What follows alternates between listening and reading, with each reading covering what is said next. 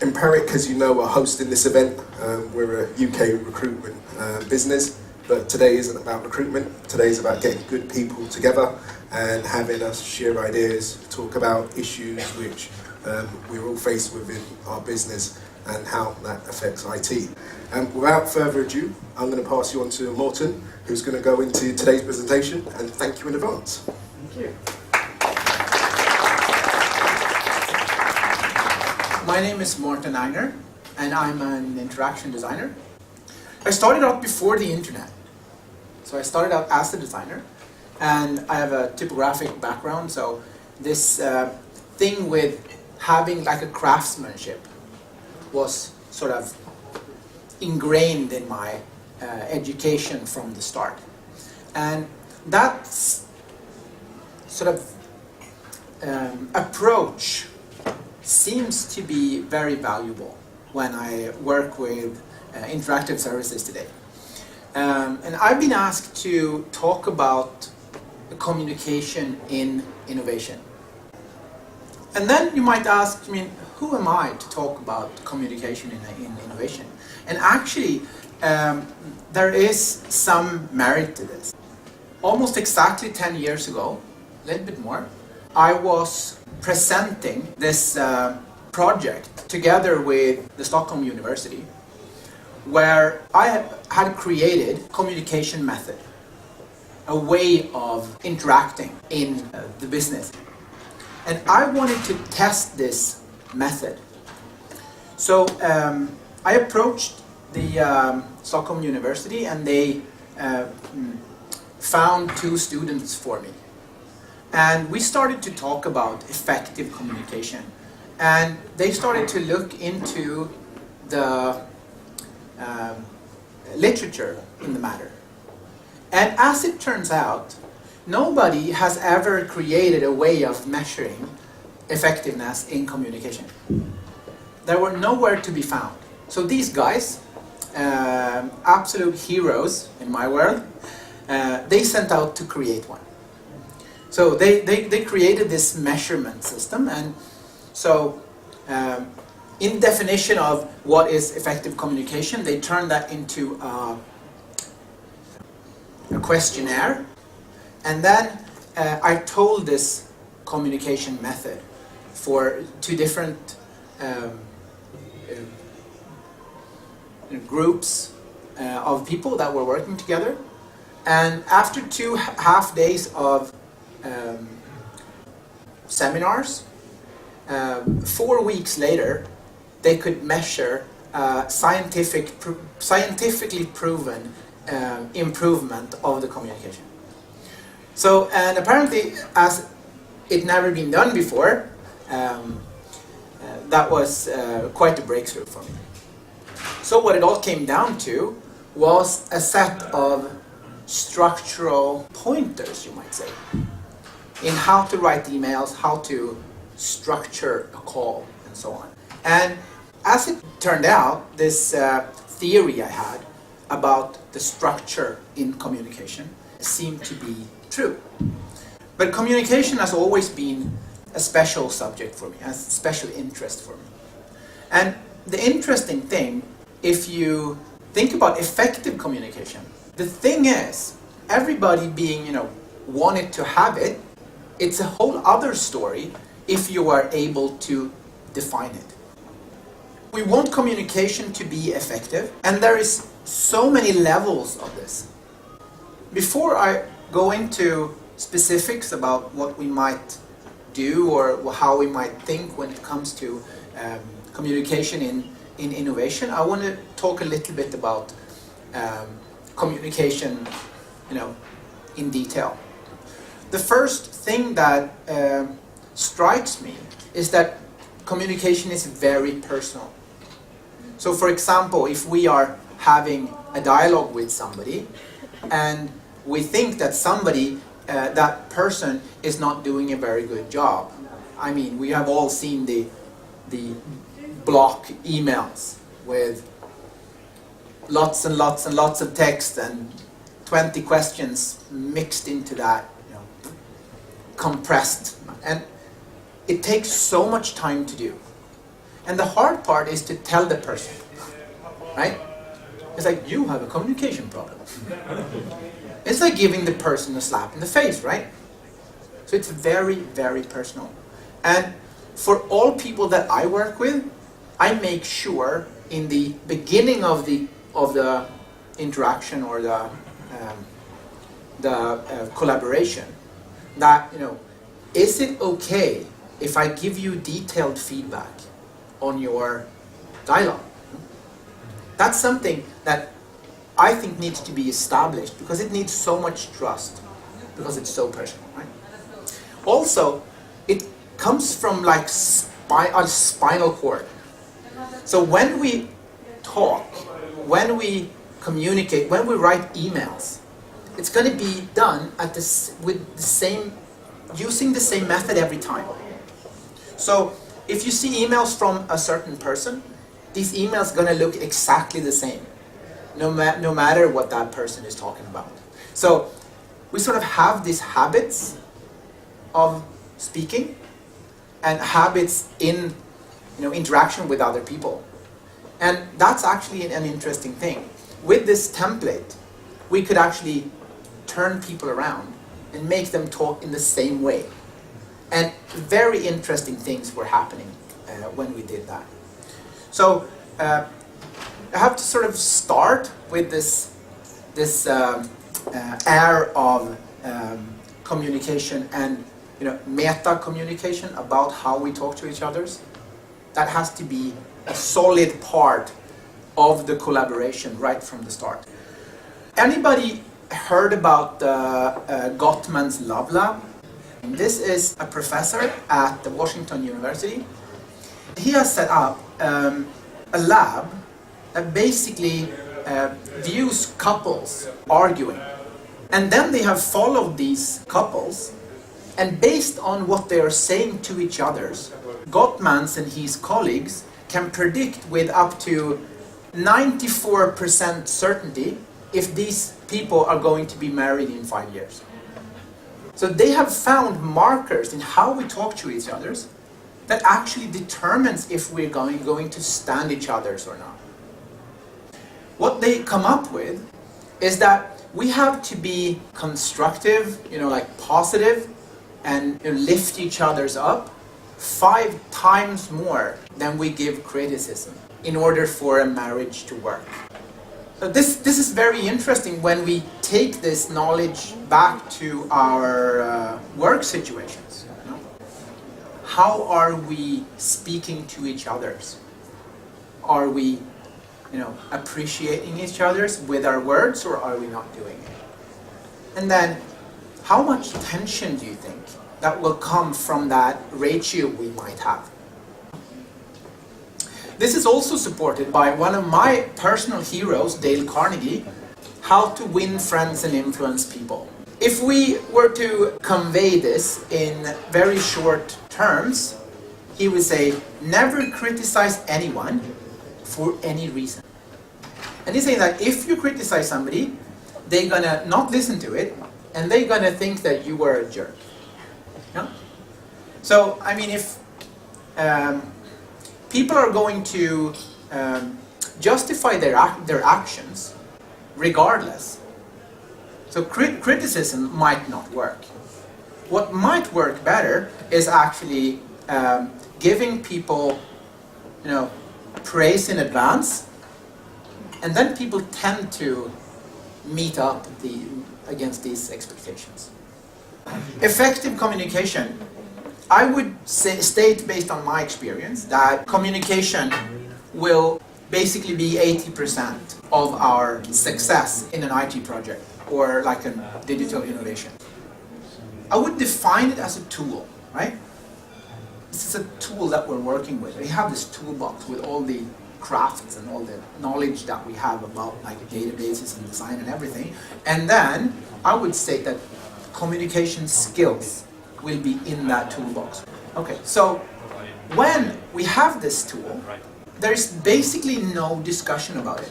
Rather what we do, and this is kind of tragic, we sort of rely on common sense. common sense is what, it's just common sense. Let's just communicate as adults and everything will be sorted out.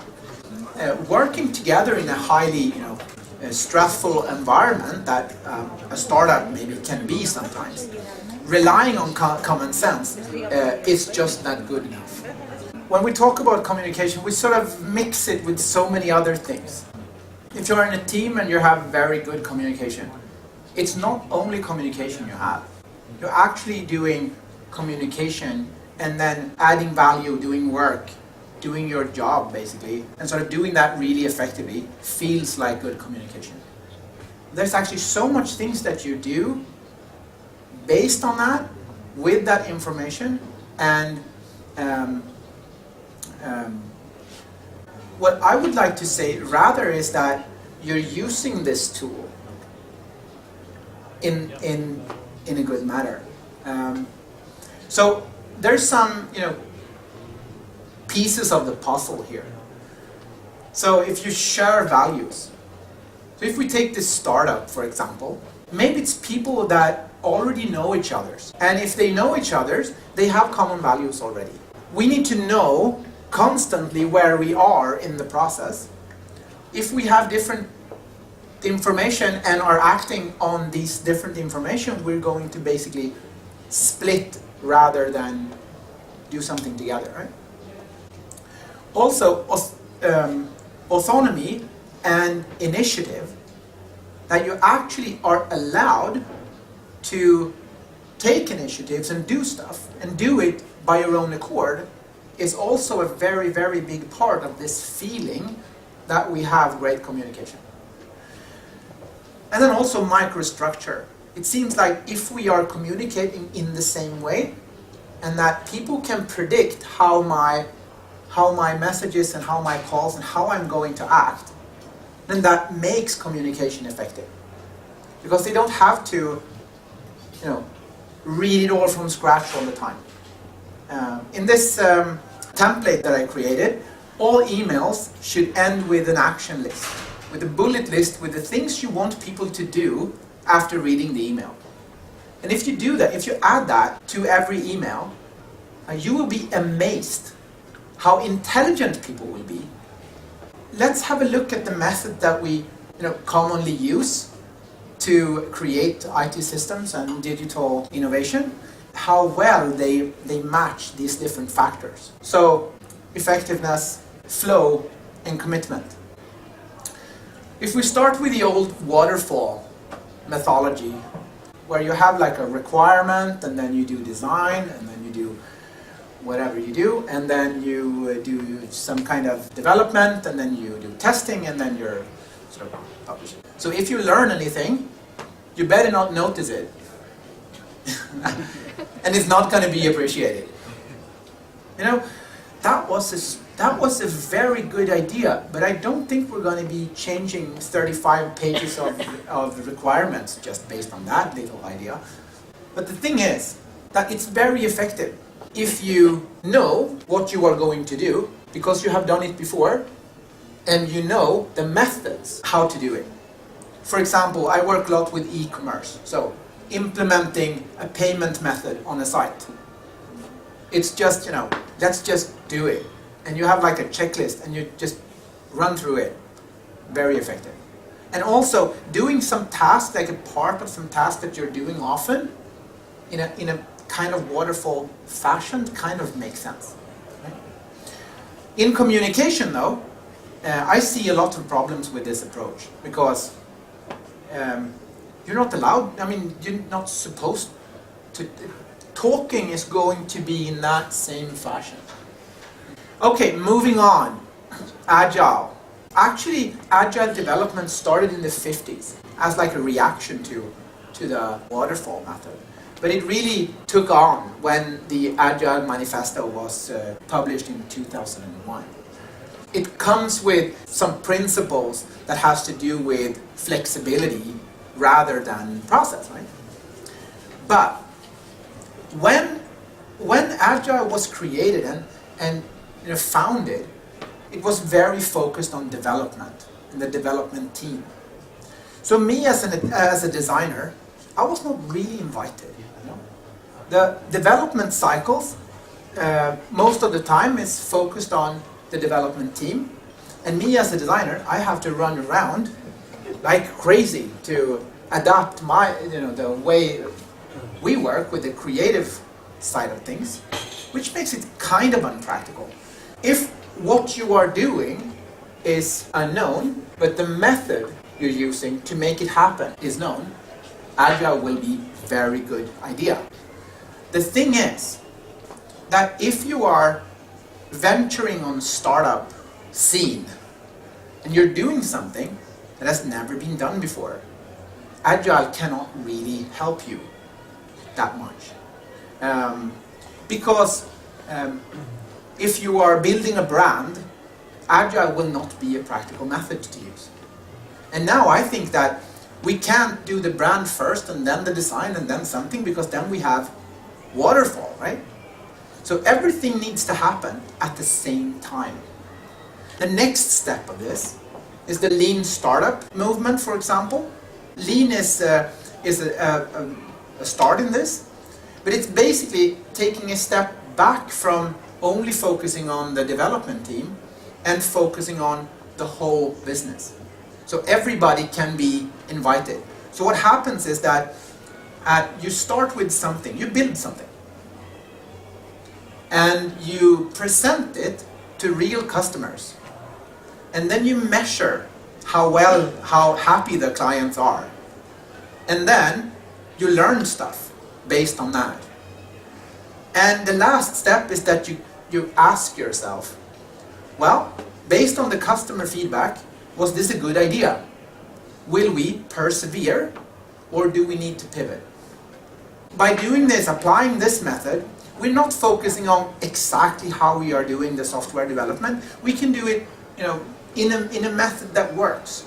But the interesting thing is that everybody in the company is actually invited into this model. And that, ladies and gentlemen, does wonders for the communication.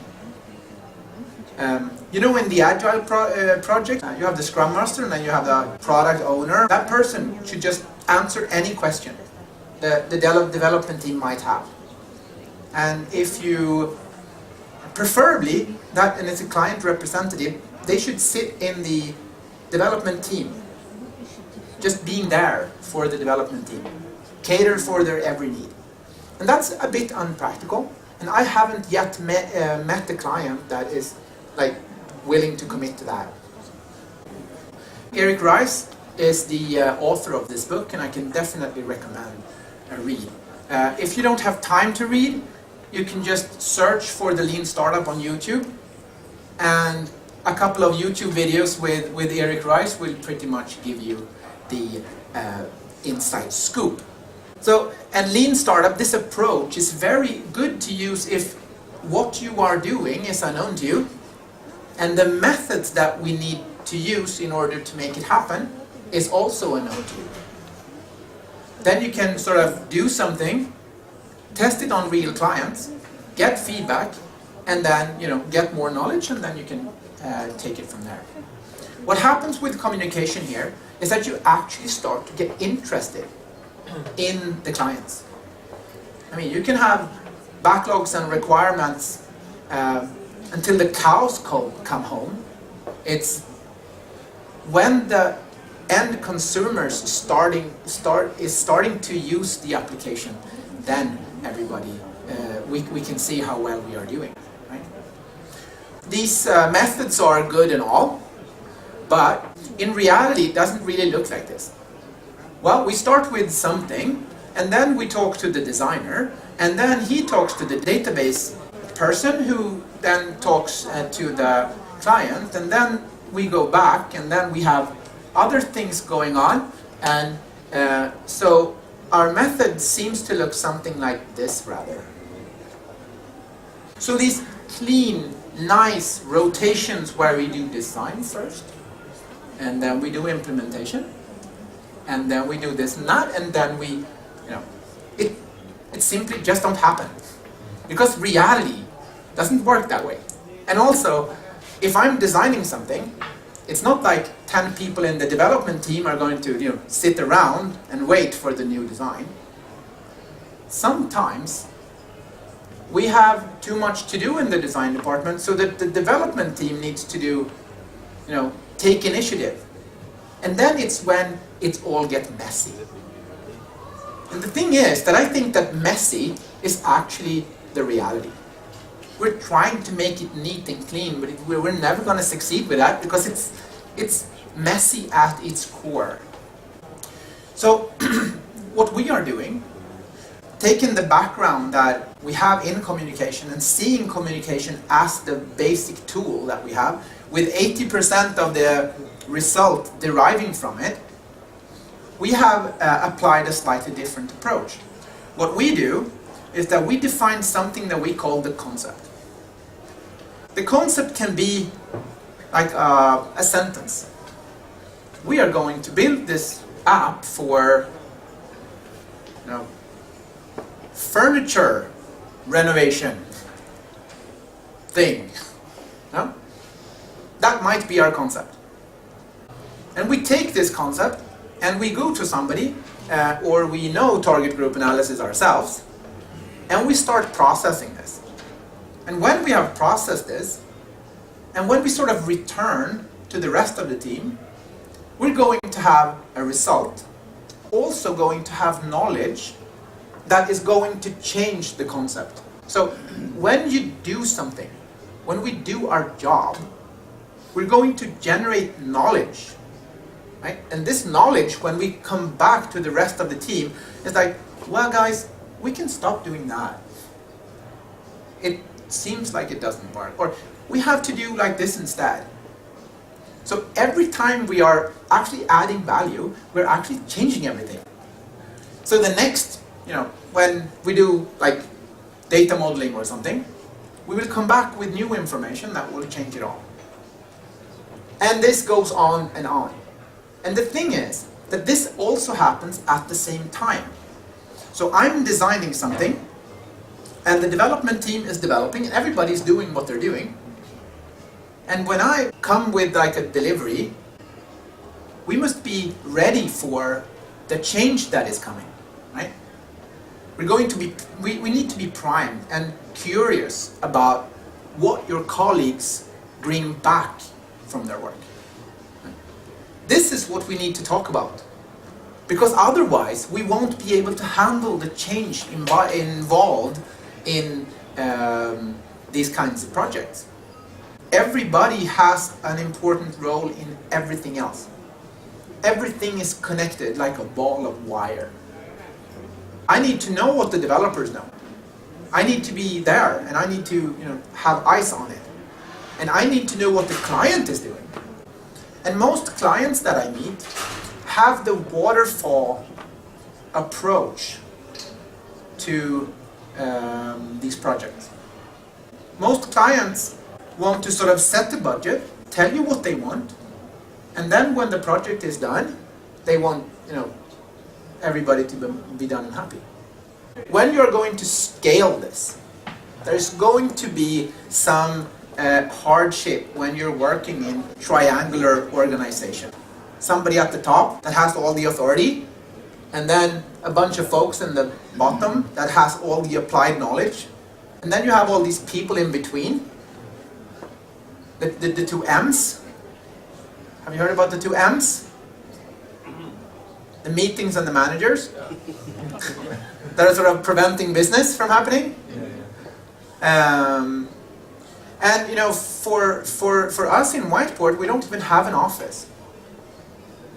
We work remote because we think that actually being able to focus on a task is very important. And if we need to speak to each other, if we want to meet each other, we book each other's. That's how much we respect each other's time.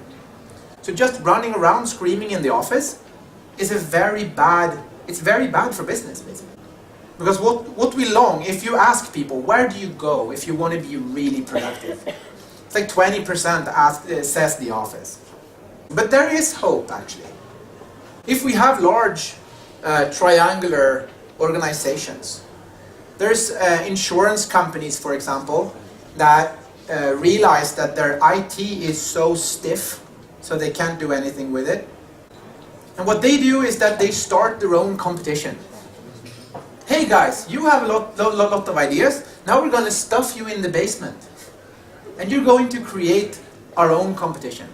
We want you to develop us out of business. And people get, controlled budget, and they get peace of mind, and then they pretty much get left alone while innovating. So what I see in the future is these large organizations will rather look like swarms than actually, brick buildings. Because working together in close groups, having constant dialogue, leaving each other to work on your tasks with some privacy, and being engaged is so much more powerful, because it lets the communication as a tool work freely, right? So I think there is hope. Okay, thank you very much.